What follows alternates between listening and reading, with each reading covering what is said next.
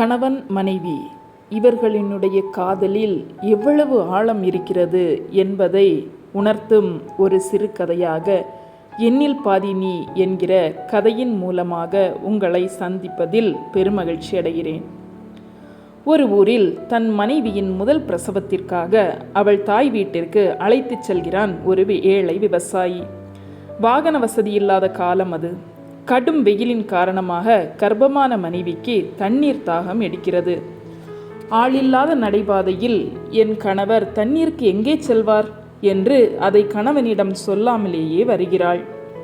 மனைவிக்கு தாகம் எடுக்கிறது என்று அவன் புரிந்து கொண்டான். இதற்கு பெயர்தான் கணவன் மனைவி உறவு. தூரத்தில் ஒரு முதியவர் இளநீர் வியாபாரம் செய்வதை பார்த்து அவள் கையை பிடித்துக்கொண்டு வேகமாக சென்ற பிறகுதான் தெரிகிறது அவனிடம் ஒரு இளநீர் வாங்குவதற்கு மட்டுமே காசு இருக்கிறது என்று. சரி, ஒரு இளநீர் தாருங்கள் என்றான். இளநீரை வாங்கியவன் தன் மனைவியிடம் கொடுத்து, எனக்கு வேண்டாம், நீ குடி என்கிறான்.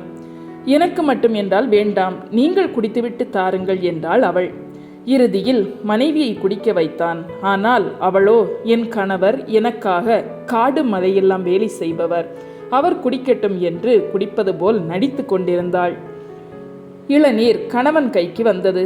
அவனும் மனைவியைப் போலவே இவள் என்னை நம்பி வாழ வந்தவள், அதோடு என் குழந்தையை சுமக்கிறாள், இன்னும் கொஞ்சம் இவள் குடித்தால் என்ன என்று இவனும் குடிப்பது போல் நடிக்கிறான். இவர்களின் காதலையும் விட்டு கொடுக்கும் குணத்தையும் பார்த்த முதியவர் அந்த பெண்ணிடம், நீ என் பொண்ணு போல இருக்கிறாய், இந்த இளநீரை நீ குடிமா என்று வேறொரு இளநீரையும் வெட்டி தருகிறார்.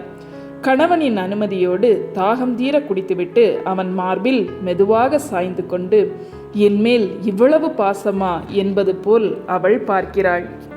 நீ என் மனைவி, என் உயிரின் பாதி என்ற அர்த்தத்துடன் கண் சிமிட்டுகிறான் அந்த காதல் கொண்ட கணவன்.